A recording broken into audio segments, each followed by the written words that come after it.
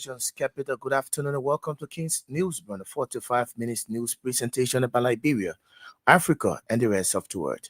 Today is Wednesday, November 5th, 2025, and I'm Newton Topper presenting stories we're following this afternoon. Montserrat County District 10 Lawmaker 6, impeachment of Chief Justice Yemin Bese, with a bill presented to the House of Representatives plenary. Representative Yeke Koluba accuses Justice Bese of nepotism and public officials code of conduct violation. The government of Liberia rejects citizens' movement to change Broom County 38 million bridge construction request.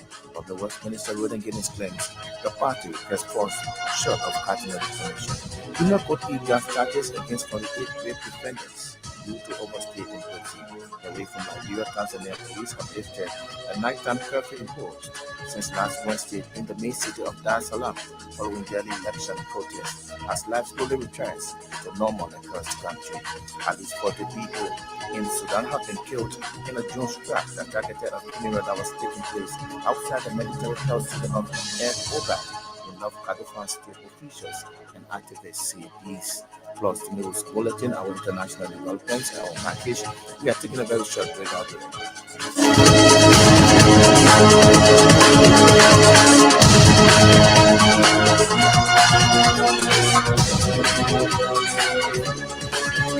Thanks for rejoining at this juncture. We cross over to Stephen Compton with the news bulletin.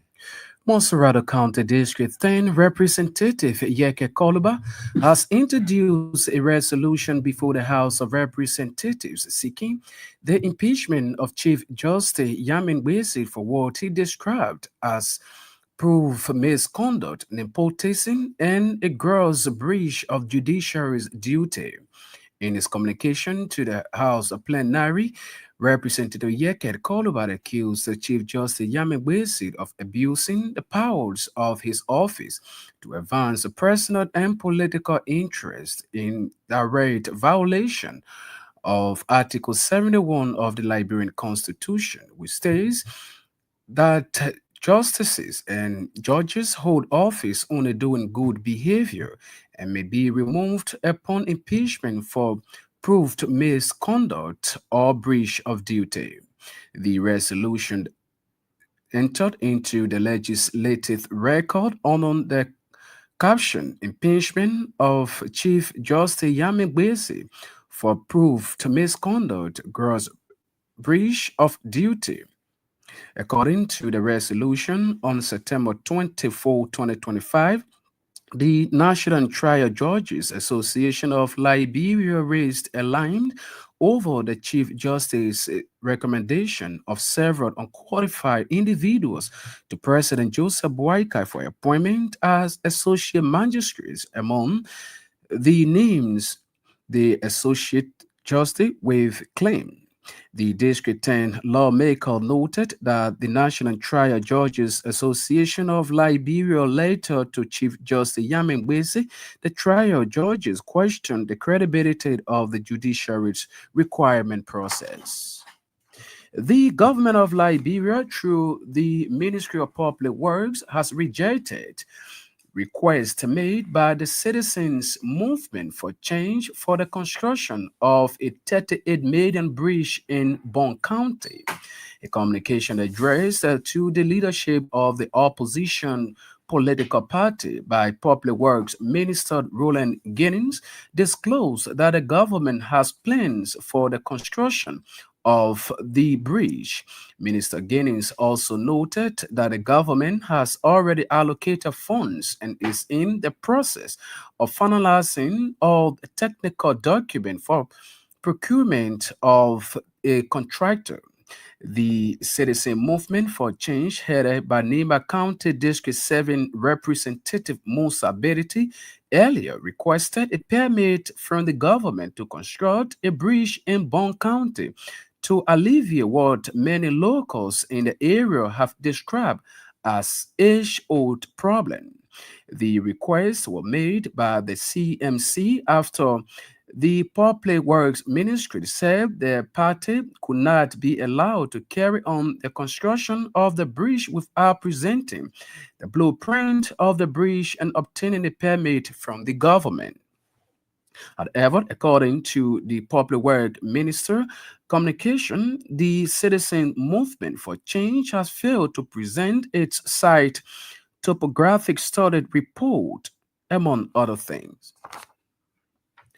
Criminal Court has dropped criminal charges against 28 defendants accused of raping several teenage girls in the country, following a motion filed to the court by defense lawyer Councilor Jaren Poole.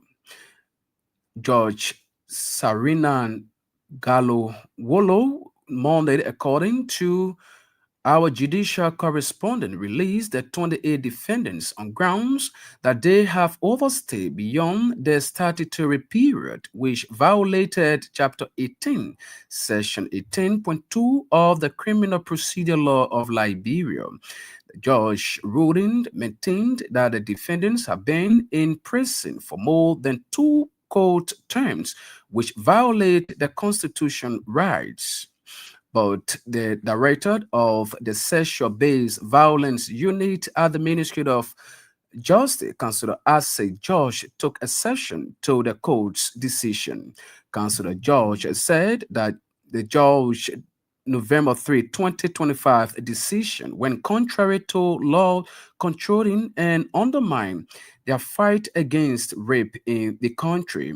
Councillor George Follow revealed that they would take advantage of the law with a petition for the writ of prohibition to the Supreme Court with the intent to overturn a decision consistent with law. Agriculture Minister Dr. Elizana Noted has announced a new edition of National Agriculture Fair 2025, which is set to take place in Gompa City, Nima County. Speaking at Mika Press briefing Tuesday, Minister Noted said the fair is expected to begin from December 19 through 13, 2025, adding that scopes of local farmers and stakeholders in the agriculture sector will converge to promote agricultural production and innovation. According to the Agriculture Minister, the Director General of Food and Agriculture Organization of the United States will be in the country to grace the occasion, followed by the President of the Tuskegee University in the United States of America. He mentioned the event will highlight President Boycott's effort to enhance local production with the aim for Liberians to feed themselves and boost economic growth. The Ministry of Health, with support from the World Health Organization, is expected to launch a 5-day vaccination campaign aimed at preventing over half of million girls between the ages of 9 to 18 against colorectal cancer throughout the country. The program manager of the expanded program on immunization at the Ministry of Health, Dr. Yuan Neiman, disclosed that the human papillomavirus vaccine be administered from November 17 to 21, 2025 at all public health centers. Addressing the press conference at the Ministry of Health in Congo Town, Dr. Neiman pointed out that the vaccine is intended to prevent women from long life protection because the disease is transmitted through sexual interaction. According to him, the vaccine will help protect girls from womb's cancer, thus protecting her from the killing of disease for the rest of her life. The government of Liberia has announced the arrival of 35 buses for public transport. According to the Ministry of Information, the buses are brought into the country under the National Transit Authority, a governmental institution responsible for public transport services. Each of the newly arrived buses are 60-seated, intended to boost public transportation capacity.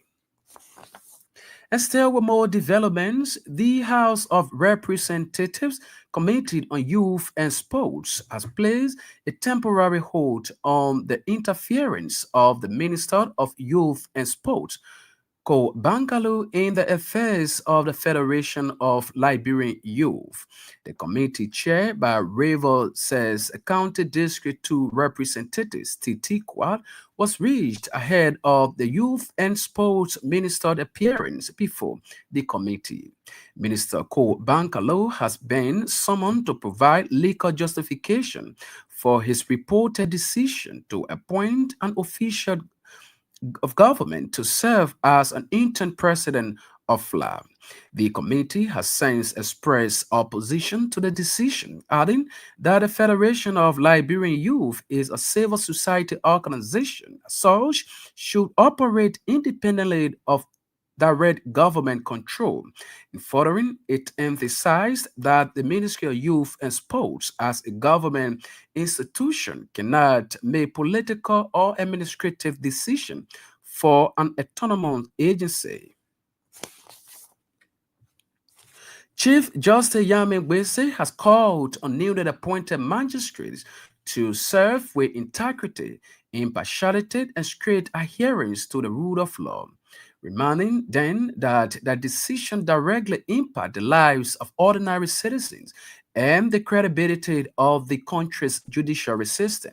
Speaking Tuesday at the induction ceremony of for magistrates assigned to various courts across the country, Chief Justice Yamin Wisid emphasized that magistrates from the foundation of Liberia's justice system and must therefore act with fairness, integrity, and protect the law.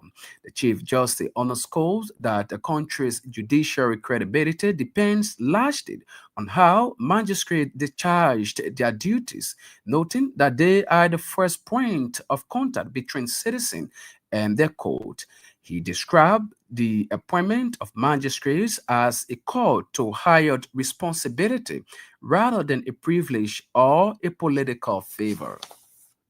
In a related development, the president of the Liberia National Bar Association, Councillor Bono Varman, has called on newly appointed magistrates to demonstrate impartiality, independence, and professionalism as they assume their roles across the country.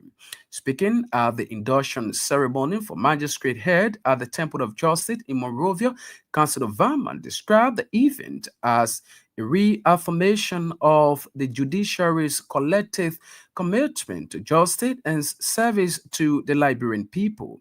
He noted that magistrates, particularly those serving in the rural community, according to Varman, the magistrate, that their work must be guided by the principle of impartiality, independence, and respect for the rule of law, cautioning then against allowing political influence, personal relationship, or financial interest to interfere with their decision. The news bulletin is back to you, Newton, for the continuation of the news program.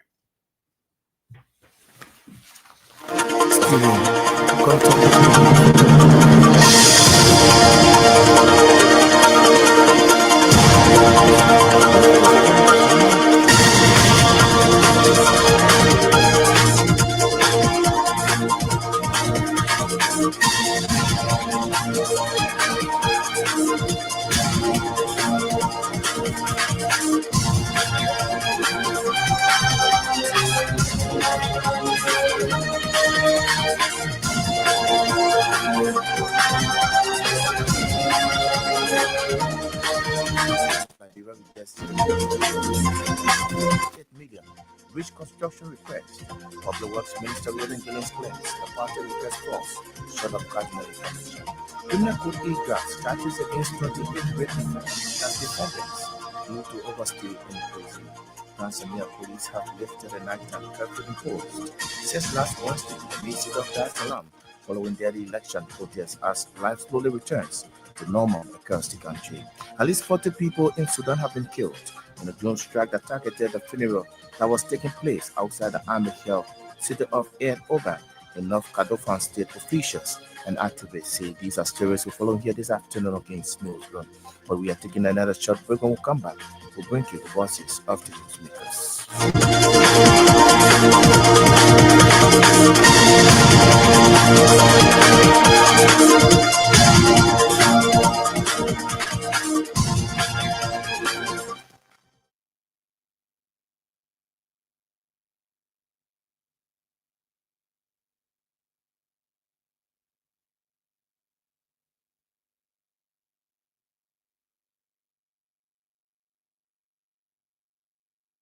Ability of the judiciary. Speaking Tuesday at the induction ceremony for magistrates assigned to various courts across the country, Chief Justice Basil emphasized that magistrates form the foundation of Liberia's justice system and must therefore act with fairness, integrity, and respect for the rule of law. You are no more an ordinary person. The judge is not an ordinary person in society. The judge is a responsible person. You are not an authority. It's a major step in your life. Over 5 million people in this country, you are being identified and elevated as a judge. For me, anybody who handle a grant decide matter is a judge. And that you are not a different person for the law and should behave in such manner to distinguish yourself. If you used to go sit down in the bar and take 3, 4 black beer, the society don't expect that on you anymore. Other people will do it, but society does not expect that on you anymore. When you say, be somebody like a judge, you and somebody used to be for hours, stand outside a hospital and another you are no more. They used to dance in the bar, you are no more. This profession that is in this position that is in. And distinguish you from any and all persons in society. While other people can do and go free, you cannot do that. As a whole judge, society depends on you for peace in society. Your way of dressing is not different from anybody. Your way of walking, your way of talking, everything you do in life is not different. And how society looks like. I pray and hope that your judgment will reflect and promote justice in our society. Equity and fairness. Our government officials go around the world and say, we need you to come to Nigeria and invest so that our country can develop. But I tell you, anybody who comes to Nigeria, friends look at the justice system of Nigeria. Does the poor work? Is the law working? And nobody want to invest their money in the country where the law does not work. And working on the law starts with you. You are at the beginning. But now that you are being given this opportunity by God, there is no small job. The magistrate is not a small person in society. What people don't know is the first job you do in life determines the rest of your job. The way you do it determines where you go. I can hear myself. Our practicing lawyer will come and down. I'll be in a religion justice. I'll be associate justice. And that is an opportunity for you, depending on how you conduct yourself. Hopefully, you can be the next chief justice. The sky is your limit, depending on how you conduct yourself. Remember, God has lettered you to perform a particular role. Please do it to the best of your ability. I want you to know that the judgment will be to affect the life of people, their property, their status in life, whoever they are, children, old people, young people. Your judgment will affect everybody, and the way you make it, perception will judge you. Your conscience will judge you. He's Chief Justice Yemin Bese there speaking. Agriculture Minister Dr. Alexander Nota has announced a new edition of National Agriculture Fair 2025, which is set to take place in Gompa City, Nimba County. Speaking at Mika Press Briefing Tuesday, Minister Nuta said the fair is expected to bring from December 9th to the 13th, 2025, adding that scores of local farmers and stakeholders in the agricultural sector will converge to promote agricultural production and innovation. According to the Agriculture Minister, the Director General of Food and Agriculture Organization of the United Nations will be in attendance.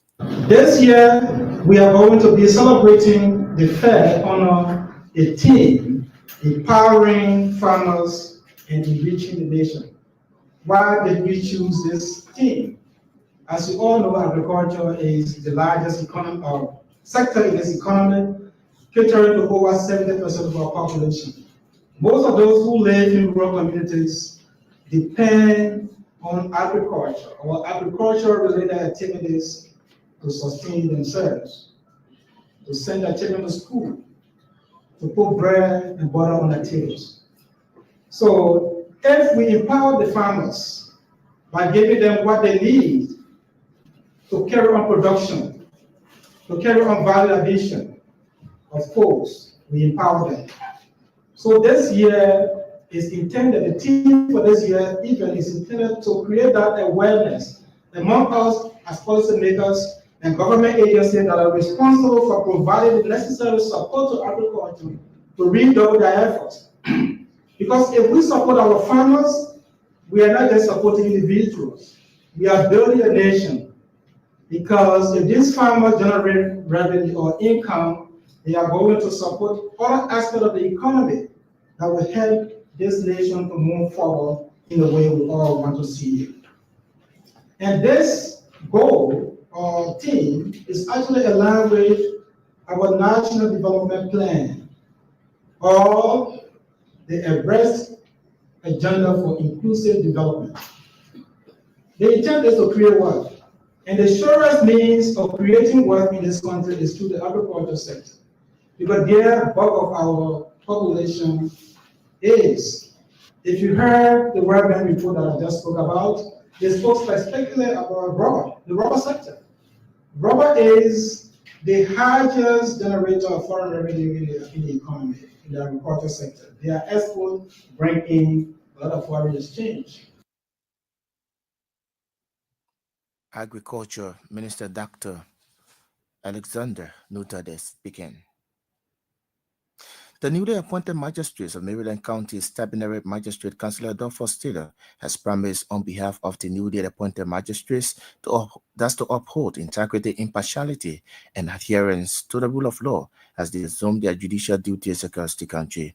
Magistrate Taylor expressed gratitude to President Joseph Boakai and the Liberia National Bar Association for the confidence reposed in him. Let me, on behalf of my colleagues, thank the Almighty God first for his preferment on us, and to the President of the Republic of Liberia, Joseph Boakai Sr., for his appointment, and to you, Your Honor, Chief Justice of the Supreme Court of Liberia, for your endorsement.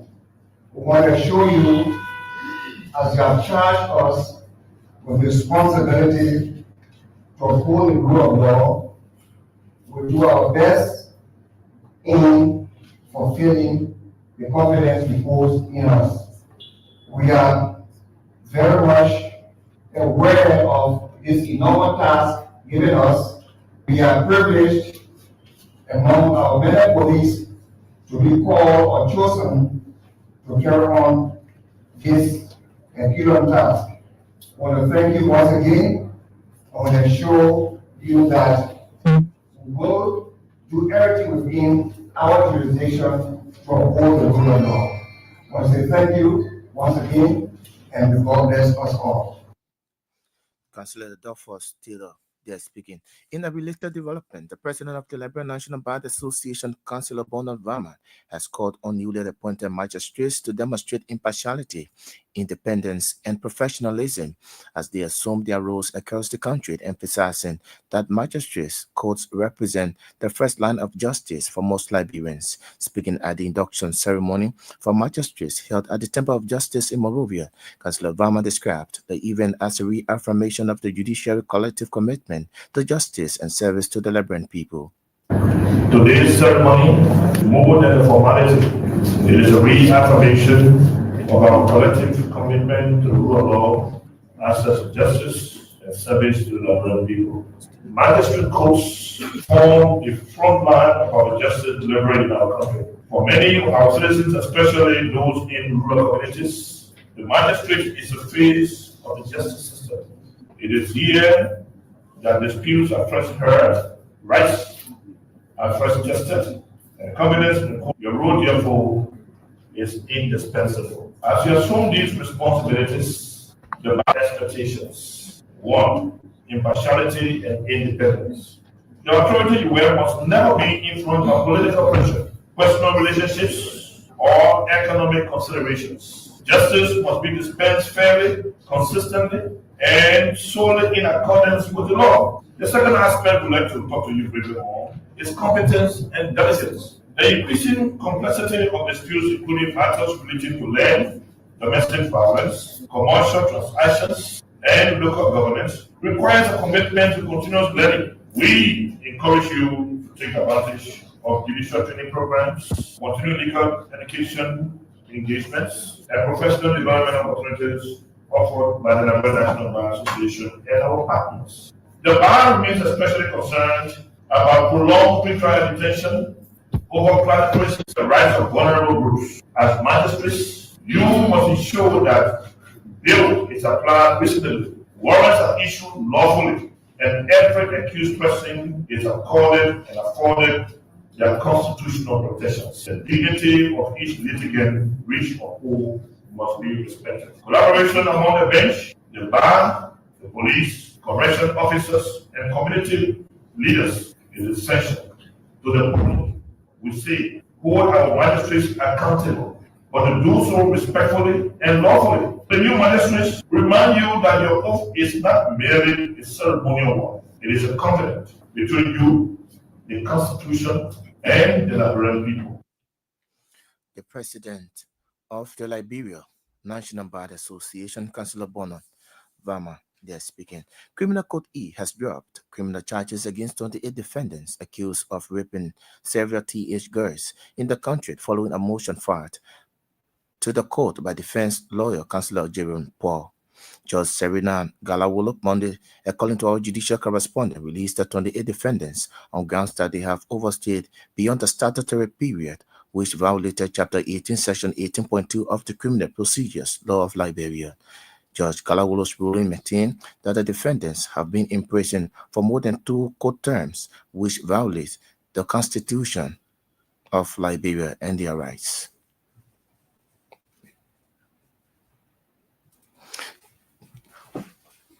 The Director of Sexual-Based Violence Unit at the Ministry of Justice, Councillor Isaac George, took exception to the court's decision. Councillor George said that Judge Kalawolo's November 3, 2025 decision went contrary to law controlling and undermined their fight against rape in the country.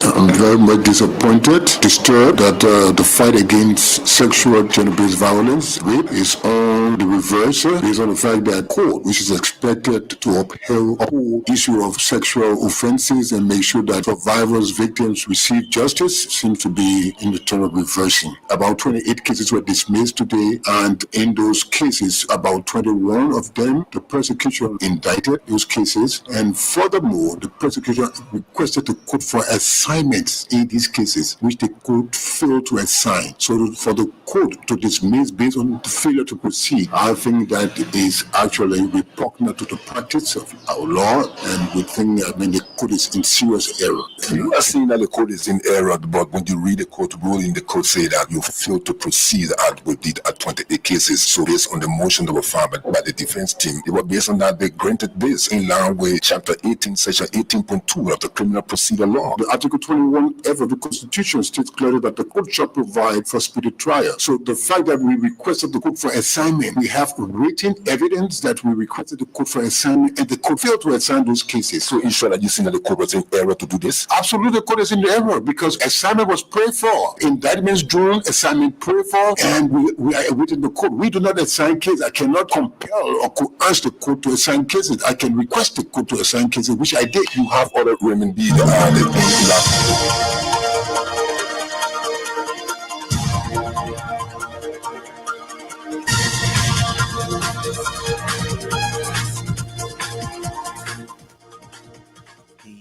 The Sexual-Based Violence Unit Director at the Ministry of Justice, Councillor Isaac George, there speaking. What if you just join us with the time half past the hour of reminder? You're listening to King's News Broom, a 45 minutes news presentation about Liberia, Africa, and the rest of the world. Stories will follow in this afternoon.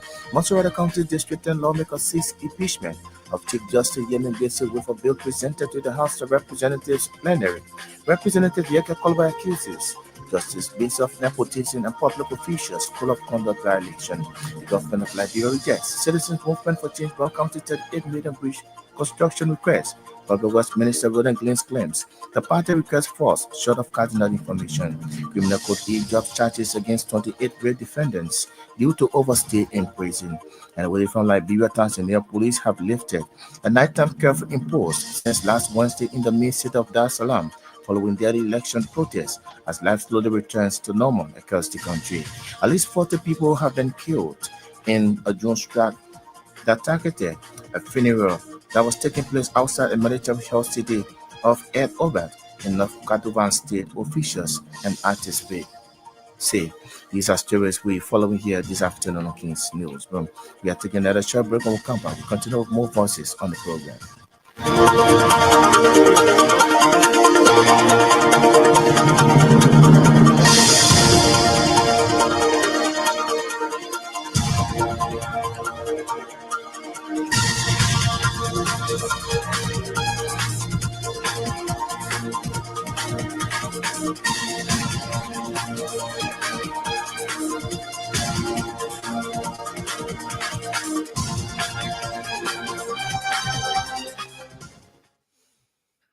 Thanks for rejoining. The Ministry of Health, with support from the World Health Organization, is expected to launch a 5-day vaccination campaign aimed at preventing over half of million girls between the ages of 9 and 8 against comical cancer throughout Liberia. The program manager of the expanded program on immunization at the Ministry of Health, Dr. Yuad Newman, disclosed that the human populus vaccine will be administered from November 17 to the 21st, 2025 at all public health centers. Vaccine we are talking about offers a chance of protection, preventing our young ladies from developing cervical or womb cancer later on in life. So the old adage that prevention is better than cure resounds with us now. If we encounter the girl very early, and this is why we say we're beginning the vaccination at age 9 years, and for 5 days, we will include it up to 18 years. So girls 9 years to 18 years will qualify for this vaccine. They only take one injection and they have a chance to protect themselves against the cervical cancer. Every opportunity to echo the message, for us to repeat the message in different forms, through drama, through music, through songs, through spoken words, will help us reach a girl out there, because they are our intended target. We want them to hear the message. We want them to come out during the period of the vaccination. So we cannot do this on our own. We depend heavily on you, our media partners, to carry this message to the community. This particular sickness is a sexually transmitted infection. And to prevent, it's always good to prevent before. That is why we say 9 years old is about a good place to begin. We hope most of the girls have not commenced life. But this vaccine is safe and it can be issued to women up to 24 years or 25 years. The specific age difference does not make any difference. Where the difference of the age comes in is how you get your vaccine. So we depend on donations from the WHO, UNICEF to give us these vaccines. And remember, Liberia is not the only country that's asking for this vaccine. We are competing with about 125 countries. So therefore, they say, plan well. Who can best benefit from the vaccine? If we start early, girls between 9 to 14 years should be the ones that they will concentrate on. Therefore, the donated vaccines will calculate how many girls of our 5.5 million population are between the age of 9 to 14. And roughly that will be about 7.3% of the population. So they will give you this amount of vaccine free. So that one informs it. He's the program manager of the expanded program on immunization at the Ministry of Health, Dr. Yua Nima. They're speaking. President Joseph Boakai has instructed the management of the Forestry Development Authority to forward to his office within 6 weeks with the clear explanation and reconciliation on Liberia's total standing on the forest status. He said the government owes it to the Liberian people and its international partners to manage the forest in the country based on truth, transparency, and scientific accuracy. President Boakai's directive was contained in a speech delivered on his behalf by Dr. Augustine Cannon, Presidential Advisor on International Affairs, at the opening of a 3-day on the Liberian National Forest Forum organized by the Forestry Development Authority in Congo Town on Monday. I am directing the Managing Director of the Forest Development Authority, the Honorable Rudolph J. Murab Sr., and his senior management team and experts to report to my office within 2 to 6 weeks with a clear explanation and reconciliation of these discrepancies surrounding Liberia's total standing forest cover. We owe it to the Liberian people and to the global community to manage our forest based on truth, transparency, and scientific accuracy. Only then can we chart a responsible and transformative path forward for the forest sector of our country. Liberia's total forest cover was estimated at 4.3 million hectares. Yet today, we are being told that this figure has increased to 6.6 million hectares. This sudden increase of 2.3 million hectares raises serious questions. Where are these new forest areas located? In which counties can we find them? What accounts for such a dramatic change in our forest statistics? These are not trivial matters. Accurate data is the foundation for sound policy making, credible forest management, and effective international engagement. Without clarity, confusion will continue to undermine our credibility and decision making as a nation. In remarks, the managing director of the Forestry Development Authority, Rudolph Mirab, disclosed that the revenue in the forest sector has dropped from over 40 million United States dollars before the Civil War to about 5 million United States dollars currently. It has been 19 years of reform, and we see no improvement. Our forest has been destroyed by illicit activities and claims of individual interest or and above our national interest. But let us admit the bitter truth: we have failed. Forestry revenue have collapsed from over $40 million before the war to less than $5 million in 2024, and projection of under $6 million in 2025. Let us now confront the elephant in the room. Liberia has proudly committed on a global stage to place more 30% of the forest estate under protection. But I must ask you today, is that realistic? Is that even possible? Because the community rights law and the Liberian rights laws have fundamentally changed the landscape of forest governance in Liberia. Almost every inch of land in Liberia belongs to the communities. Communities hold the power. Communities hold the deed. Communities decide. So far, we have successfully placed 475,000 hectares of Liberia's primary forest under conservation out of our commitment to conserve 30% of Liberia forest estate. Because of the community rights law and the land rights law, the government of Liberia has in its actual possession approximately only 2 million hectares, the rest being in the possession of communities. Therefore, government's commitment will be only 30% of the land within its possession. Any other land for conservation will have to be done through a free, prior, and informed consent of the communities.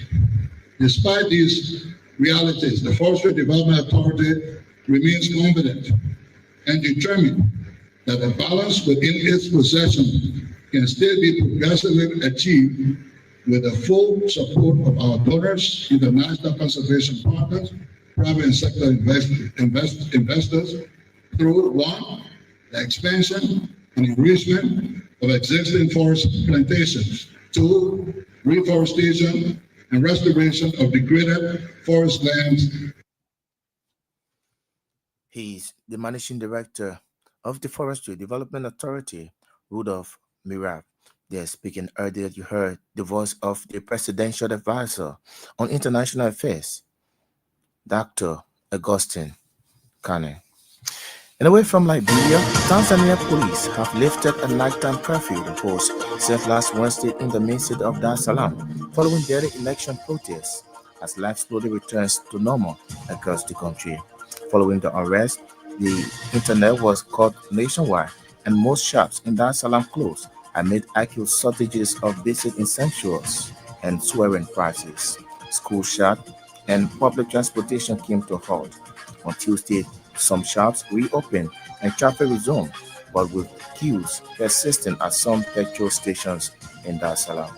Families continue to search for a buried relatives killed in the clashes between the security forces and the opposition supporters who denounced the coup as a sham. Observers from the Southern African Development Community, a regional bloc which includes Tanzania, said in a preliminary report that the elections fell short of democratic standards. The two main opposition leaders were unable to contest the coup. Tendo Lisu is in detention on treason charges, which he denies, while Luhaga Mapi candidacy was rejected on technical grounds. And at least 40 people in Sudan have been killed in a drone strike that targeted a funeral that was taking place outside the army-held city of El Obeid in North Kordofan state, officials and activists say. They blamed the paramilitary support forces for Monday's attack on Al-Luri village as mourners had gathered in a tent. The RSF has not yet commented. Many reportedly died before getting to hospital in Ad Obeid, a strategic city that connects the capital Khartoum to the western region of Darfur. Fighting has intensified in this oil-rich Kordofan area, and around 20,000 people fled to El Obeid last week after the RSF captured Baratown, 30 kilometers 80 miles north of the city. On that note, this is how I would like to go home this afternoon on this edition of the program King's News. Run the 45 minutes news presentation about Liberia, Africa, and the rest of the world. But just before we go home this afternoon, let's remind you of stories we've been following. Massachusetts County District and Lawmaker 6, impeachment of Chief Justice Yemin Betsy, with a bill presented to the House of Representatives plenary. Representative Yeke Kolobar accuses Justice Betsy of nepotism and public officials' code of conduct violation. Government of Liberia rejects citizens' movement that's for change. Brown County 38 million bridge construction request. Public Works Minister Roden Gillens claims that the party requests false short of cardinal information. Criminal Code E drops charges against 28 rape defendants due to overstay in prison. The way from Liberia, Tanzanian police have lifted a nighttime curfew imposed since last Wednesday in the main city of Dar es Salaam following daily election protests as life slowly returns to normal across the country. At least 40 people in Sudan have been killed in a drone strike that targeted a funeral that was taking place outside the army-held city of El Obeid in North Kordofan state. Officials and activists say these are stories we follow here this afternoon on King's News Broom. Stephen Compton was here with the news bulletin, while Benjamin Coy Johnson sat at controls and coordinated the sounds. I would like to say many thanks to all of our reporters, correspondents, news editors who helped in making this package of sources. My name is Milton Tukwa. Thanks for listening and watching. Good afternoon.